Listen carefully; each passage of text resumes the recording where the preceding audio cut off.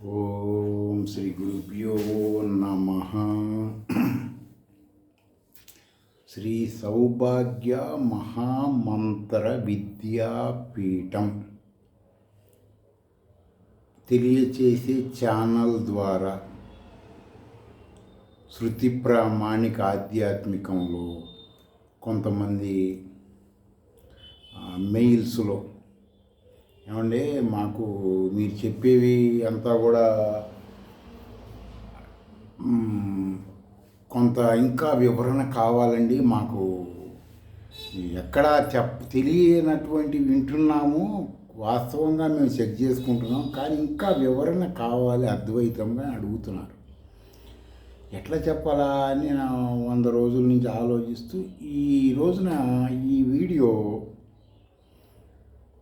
అలాంటి సాధకుల కొరకు, అనుమాన ప్రియుల కొరకు తెలియజేయడం జరుగుతుంది. ఎట్లా తెలియజేయడం జరుగుతుందంటే, ఒక ప్రశ్న ఒక మనిషి అడిగితే దానికి సమాధానం చెప్పవచ్చు. ఒక 10 మంది, ఒక గుంపు, లేకపోతే ఒక జాతి మొత్తం అద్వైత పరంగా శ్రీ విద్యను ప్రశ్నిస్తే, శృతి ప్రామాణికంగా ప్రశ్నిస్తే శృతి చెప్పచ్చు. అడిగే విధానం తెలియకుండా వేరే రకంగా శృతి విరుద్ధంగా అడిగితే మనం తెలియచేయలేక కొంత ఇరిటేట్ అవ్వడం జరుగుతూ ఉంటుంది. అందుకని శృతి ప్రామాణికంగా వాళ్ళు అడిగేవన్నీ శృతి తెలియచేయటం కోసం ఈ వీడియో అన్నమాట. ఏంటండి అంటే, ఇప్పుడు ఒక కామెంట్లు ఏమని తెలియచేయటం జరిగిందంటే, అయ్యా గురువుగారు, వేదము అంటే విశ్వవిజ్ఞానం అని మీరు చెప్తున్నారు. అదే వేదంలో బంధము లేదు, జన్మ లేదు, బద్ధుడు, ఎవ్వరికి కాడు, సాధకుడే లేడు, ముక్తి కాముడు అంటే ఎవరు ఉండరు, ముక్తుడనేవాడే ఉండడు అని చెప్పింది కదా వేదము. మరి మీరేమో ఆత్మజ్ఞానము, పరబ్రహ్మ జ్ఞానం అంటే ఏవో చెబుతున్నారు. పోనీ మిమ్మల్ని ప్రశ్నిద్దామంటేనే మీరేమో వారాహిలో అవన్నీ సిద్ధి చేసామంటున్నారు. ఎట్లా అడగాలి అని మిమ్మల్ని నేను అని చెప్పి అతను కామెంట్ మెయిల్లో చెప్పాడు. అప్పుడు అద్వైతముగా ఆత్మ సత్యం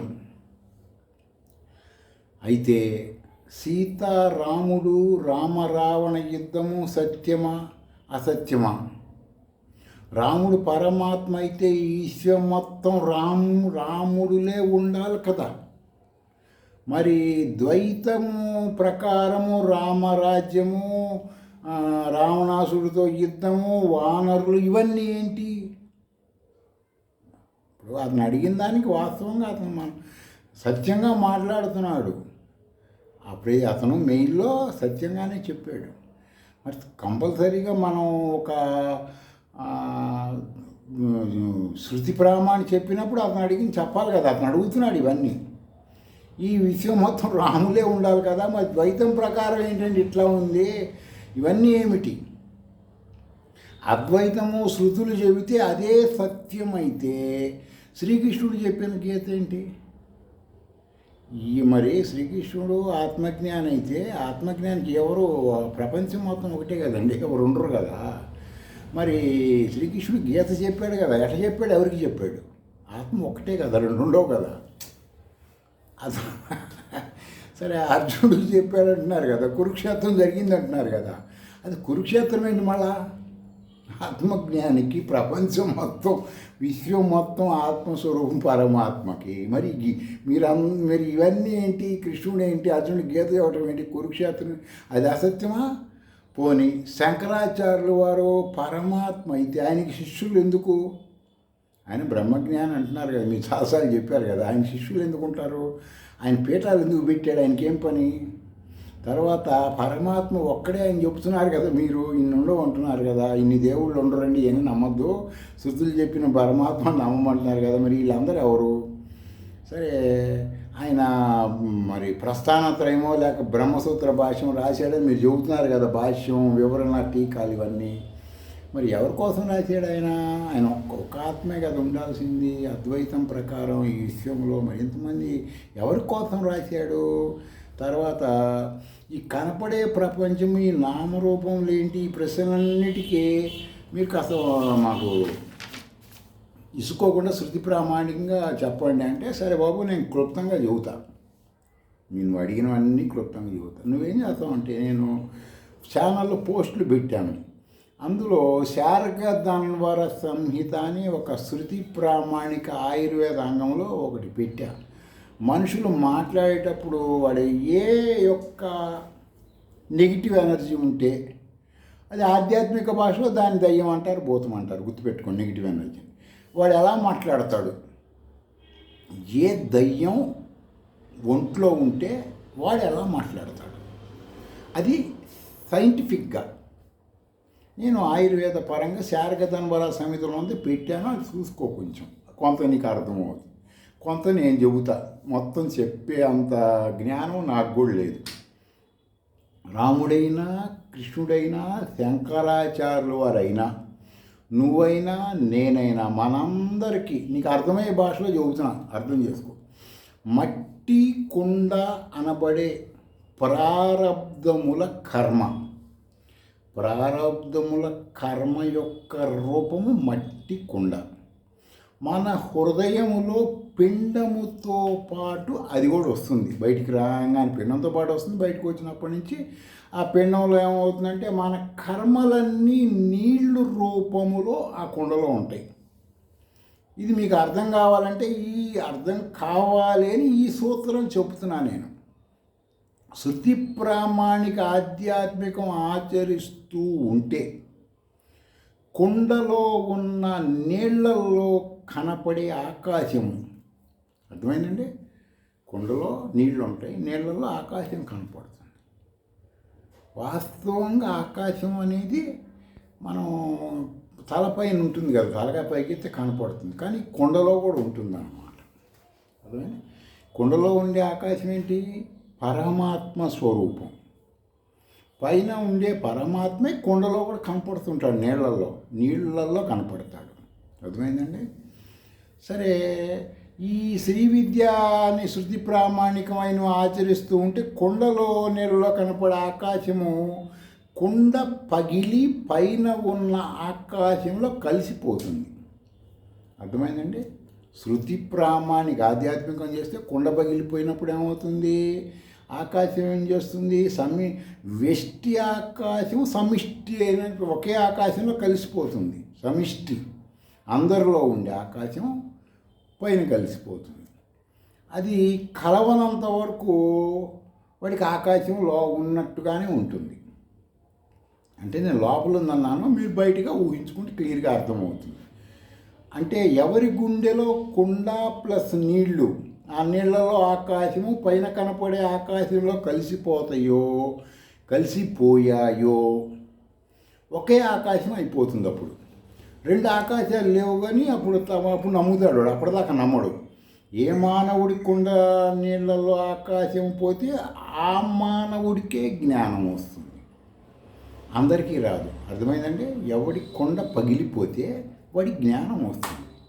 ఆ జ్ఞానం రానంత వరకు వాడికి కనపడుతూనే ఉంటుంది. అన్నీ ఎట్లా కనపడుతుందండి? ద్వైతముగా కనపడుతుంది. ద్వైతం అంటే రెండు, అద్వైతం అంటే ఒకటి. కుండ పగిలిపోతే ఒకటే ఉంటుంది కదా, అప్పుడు అద్వైతం అవుతుంది. చాలాసార్లు చెప్పాను, అయినా ప్రత్యేకంగా ఇతని కోసం ఇలాంటి అనుమాన ప్రామాణిక శ్రీ విద్యా ఉపాసకుల కోసం చెప్పాల్సి వస్తుంది. ఈ జ్ఞానం వచ్చిన వాడు ఏ మానవుడైనా కుండలో నీళ్ళు ఆకాశం పోతే అతడి జ్ఞానం వస్తుంది, అందరికీ రాదు కదా. ఈ జ్ఞానం వచ్చిన వాడు కుండలో ఆకాశం సత్యము కాదు అని అజ్ఞానులకు చెబుతుంటాడు. ఎవరు? కుండ పగిలిపోయి ఆకాశం పైన ఆకాశం కలిసిపోయింది అనుకోండి, ద్వైతము పోయి అద్వైతంలోకి వచ్చాడు కదా వాడు. పరబ్రహ్మ జ్ఞానం చెబుతాడు అందరికి. ఆత్మజ్ఞానం ఇది, పరబ్రహ్మ జ్ఞానం ఇది, దీనివల్ల ఇట్లా వస్తుందని చెప్తూ ఉంటాడు. మిగతా వాళ్ళకు కూడా రావాలి కదా, శరీరం ఉన్నప్పుడు టైం పడుతుంది కదా. సరే, కొన్ని వేదాల్లో వేదములలో నిగూఢం ఉంటుంది భాష ఎప్పుడు కూడా. అది మనం వ్యాకరణము తర్వాత కొన్ని అంగముల ద్వారా తెలుసుకోవాల్సిందే. ఇంద్రుడు మాయలు చేస్తాడు అని చెప్పి కొన్ని శృతులలో ఉంటుంది. అని వేదము కూడా తెలియజేసింది. వేదాల్లో ఉపనిషత్తులో కూడా ఉంటుంది ఇంద్రుడి గురించి. మాయలు అంటే అవిద్యలు అని నిగూఢ అర్థం. అర్థమైందండి. నిరుక్త వ్యాకరణాల పరిణామ శాస్త్రంగా మాయలు అంటే అవిద్య అని అర్థం.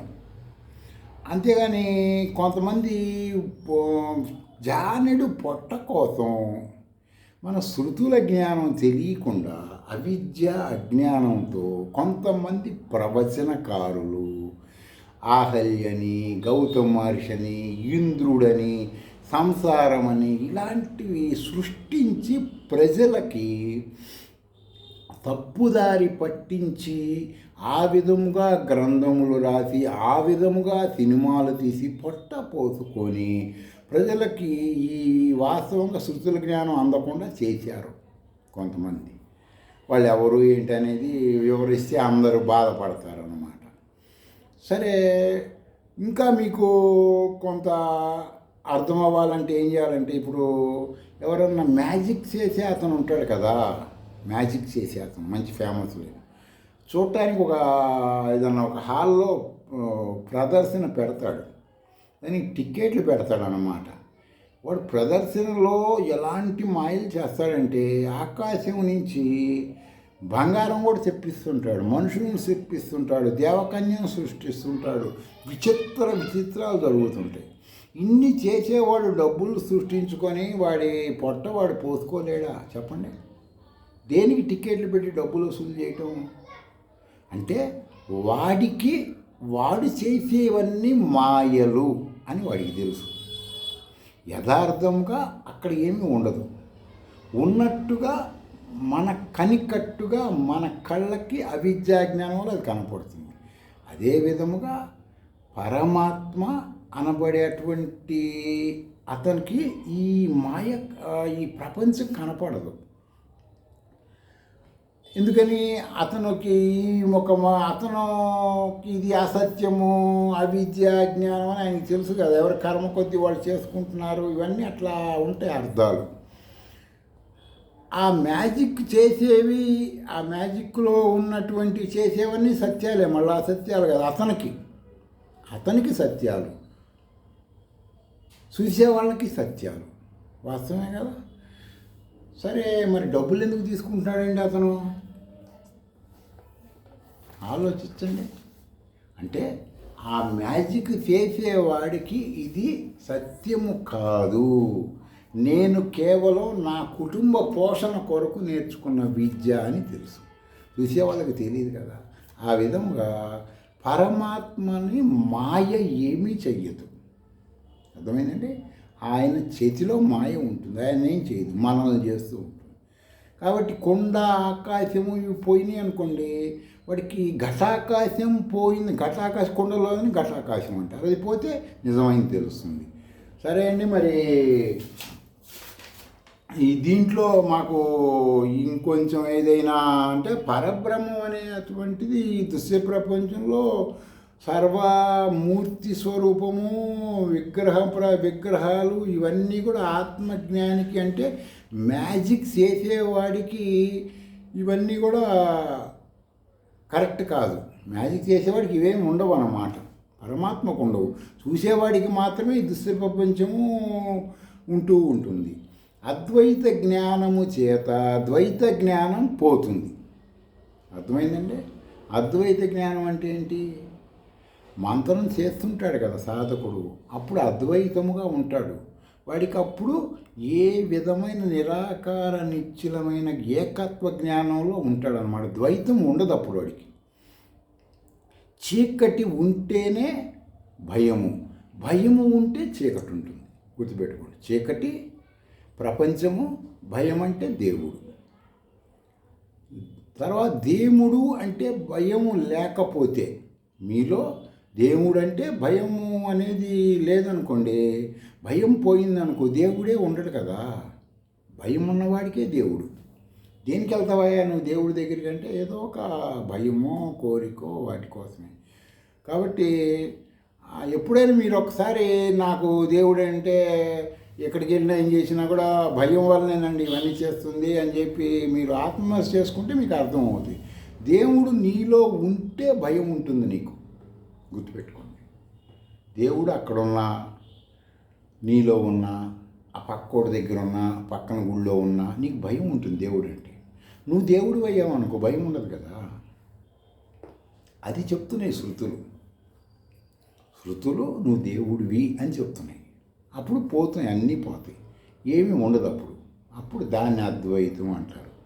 సరే అండి, మరి అవిద్యా జ్ఞానం మరి ప్రతి ప్రాణికి దేహము ఉన్నంత వరకు అవిద్యా జ్ఞానం ఉంటుంది, శరీరం ఉన్నంత వరకు. అయితే శ్రీ విద్య ద్వారా శృతుల ప్రామాణిక ఆత్మజ్ఞానం ద్వారా, అర్థమైందండి, కృష్ణుడైనా రాముడైనా శంకరాచార్యుల వారైనా శరీరం ఉన్నంత వరకు అవిద్య అజ్ఞానం ఉంటాయి. అందుకే యోగ వాసిష్టము ద్వారా చాలా వరకు తెలియచేశాడు రాముడు, తెలియచేశాడు వశిష్ఠుల వారి ద్వారా రాముడికి. మీకు కొంత అర్థం అవ్వాలని చెప్తున్నా. దగ్ధ పటము అర్థమైందండి, అంటే ఆ దగ్ధ పటము అనబడే న్యాయము ద్వారా అవిద్య అజ్ఞానం ఆ ప్రాణిలో పని చెయ్యవు. ఎట్లా అండి అంటే, ఒక నిప్పుల కుంపటిపై ఒక వస్త్రం వేశారనుకోండి, ఆ వస్త్రం కాలిపోయి ఆ వస్త్రము బూడిద రూపము, బూడిద వచ్చేసి ఆకారం రూపంలో ఉంటుందన్నమాట. అదే విధముగా అవిద్య అజ్ఞానము ప్రాణిలో తగలబడిపోయిన, ఎవరిలో? ప్రాణిలో, ఎవరైనా సరే గుర్తుపెట్టుకోండి, బూడిద రూపములో మనసులో ఉంటాయి. వాడి ప్రారబ్ధ కర్మ అవన్నీ దగ్ధమైపోయినా మనసులో ఉంటాయి. కానీ అవి మొలకెత్తని వేయించిన విత్తనములు లాగా సాధకుడిలో కోరికలు పుట్టించవు, కామ్యములు పుట్టించవు. అదేంటండి అట్లా అండి అంటే, ఇప్పుడు ఎండాకాలం నల్ల కలజోడు పెట్టుకున్న వాడికి లోకం మొత్తం నల్ల కనపడుతుంది కదండి. వాస్తవేగా లోకం నల్లగా ఉందా? నువ్వు కలజోడు పెట్టుకోబట్టి లోకం నల్లగా ఉంది, అర్థమైందా? అందరికీ లేదుగా నల్లగా. అట్లాగే అవిద్య అజ్ఞానం ఉంటే ఏమవుతుంది? వాడికి ఆ విధంగా ఉంటుంది. ప్రారబ్ధ కర్మలు ఇందాక ఘటాకాశం పరంగా చెప్పా, ఇప్పుడు ఈ సూత్రాల ప్రకారం కూడా శృతుల పరంగా అని చెబుతున్నా. ప్రారబ్ధ కర్మలు తగలబడిపోతే వాడికి అద్వైతము తెలుస్తుంది. కర్మ ఉన్నంతవరకు వాడికి తెలియదు అన్నమాట. వస్త్రము అంటే ఏంటి? ప్రారబ్ధ కర్మలు తగలబడకుండా ఉంటే ద్వైతముగా ఈ ప్రపంచం కనపడుతుంది. అజ్ఞానులకి అవిద్యాపరులకి ఇంద్రియాల రూపములో ఉన్న శరీరం ధరించి ఉన్న ఎవరికండి? అజ్ఞానులకి అవిద్యాపరులకి. అంటే లోపల శరీరం లోపల కర్మలన్నీ ఉండి వాడు కర్మాగారంలో ఉంటూ తింటూ ఉన్నవాడికి ఒక రకంగా కనపడుతుంది. లోపల ఉన్న సర్వకర్మల్ని శ్రీ విద్య అనబడే శృతి ప్రామాణిక మంత్రములతో కర్మలు అనబడే వస్త్రాన్ని లోపల హృదయంలో నిప్పుల కుంపటి లాంటి దాని మీద భస్మం చేస్తే కర్మ పని చేయకుండా రూపం ఉంటుంది. ఏ విధంగా ఫలితం ఇవ్వదు. శ్రీకృష్ణుడు, శ్రీరాముడు, శంకరాచార్యులు వారు లాంటి వాళ్ళందరి గురించి ఇందాక అడిగారు కామెంట్లు అతను. మరి ఇవన్నీ ఏంటండి అంటే దానికి క్లుప్తంగా అది కూడా చెబుతున్నా. విశ్వ చైతన్య శబ్దశక్తి అని, జ్ఞానశక్తి కానీ అఖండ ఆనందం అయిన పరమాత్మ కనపడడు, వ్యవహారములలోకి రాడు. మీకు అర్థం కావాలి అంటే ఒక చిన్న వివరణ చెబుతాను. అంటే లోతుగా గ్రాంధికంగా చెబితే అర్థం కాదని ఇవన్నీ చెప్పాల్సి వస్తుంది. కొన్ని నచ్చకపోయినా ఇప్పుడున్న కొంతమంది కొరకు. ఇప్పుడు శృంగారములో కలిగే భావప్రాప్తి అనబడే ఒక ఆనందం ఏ విధంగా ఉంటుందని అడిగితే, ఏ రూపములో ఉంటుంది చెప్పమంటే మీ సమాధానం ఏమిటి చెప్పండి? అదే సూత్రం ప్రకారము కొన్ని మిలియన్ కోట్ల ఆనంద శక్తి అయిన పరమాత్మ రూపం ఎలా చెప్పగలము, ఎలా వివరించగలము? ఎవరి స్వ అనుభవం భావప్రాతి ఫీలింగ్ ఎలా ఉంటుందో అదే సూత్రం ప్రకారం పరమాత్మ ఫీలింగ్ ఉంటుంది. అర్థమైందండి? ఆత్మ యొక్క రూపము, పరమాత్మ యొక్క రూపము కొన్ని వ్యవహారముల కొరకు శ్రీకృష్ణుడు, శ్రీరాముడు, శంకరాచార్యులు వారు ఆ అద్వైత పురుషులకి ద్వైతము ఉండదు. అర్థమైందండి? వాళ్ళకి ద్వైతం ఉండదు, అద్వైతం పురుషులు వాళ్ళు. కొన్ని కారణాల వలన వారి శరీరాదులు కొన్ని కర్మలు చేస్తాయి. అతను అడిగాడండి, యుద్ధం చేశాడండి సీత అండి, రాముడు, ఇవన్నీ పురాణాలు చెప్పుకోండి. కొన్ని కారణాలు అవి నిగూఢం ఉంటాయి, ధర్మ సూక్ష్మాలు. నువ్వు ధర్మము, శృతుల ధర్మం తెలిస్తే ధర్మసూత్రాలు చెప్పిన అర్థం అవుతుంది. బాల్యంలో ఉన్న పసివాడికి శృంగార జ్ఞానం దిపితే శృంగార ధర్మములు ఏమర్థమవుతాయి? అలా శ్రీ విద్యలో కొంత సాధనలు చేస్తే అప్పుడు ఆ ధర్మాలు అర్థమవుతాయి, శృతుల ధర్మములు, అప్పుడు నీకు అర్థమవుతుంది. ఆ విధంగా ఈ శంకరాచార్యుల వారు కానీ మీ మహానుభావులందరూ వారి శరీరాలు కొన్ని కర్మలు చేసే, వాళ్ళు చేయలేదు. గుర్తుపెట్టుకోవాల్సిన విషయం అంటే వాళ్ళ శరీరాలు కర్మలు చేసాయి. వాళ్ళ శరీరాలే కొన్ని గ్రంథాలు రాశారు. ఇప్పుడు అన్న శంకరాచార్య గ్రంథాలు ఎందుకు రాసింటే వాళ్ళ శరీరాలు చేసినాయి. అదేంటంటే వాళ్ళు కొన్ని పీఠాలు ఆ శరీరాలు స్థాపించినాయి, వాళ్ళు చేయలే. గుర్తుపెట్టుకోవాల్సిన విషయం. ఎందుకని? వాళ్ళు ఆత్మజ్ఞానులు.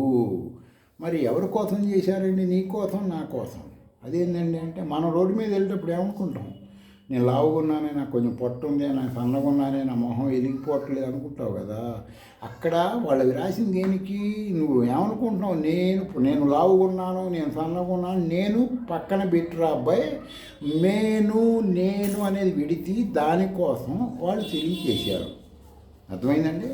మనం అద్వైత పరముగానే ప్రతి మానవుడు శ్రీ విద్య పరంగా వస్తే పరమాత్మ జ్ఞానం వస్తుంది. పరమేశ్వరి వేరు, పరమాత్మ వేరు, కృష్ణుడు వేరు, రాముడు వేరు, ఇవన్నీ వేరు. ఇవన్నీ ఎప్పుడు పోతాయి? ఏంటి ఎంత గజిబిజి గందరగోళం అంట అంటే నీ లోపల ఉన్న ఘటాకాశం పోయి ఒరిజినల్ ఆకాశంలోకి వస్తే నీకు తెలుస్తుంది.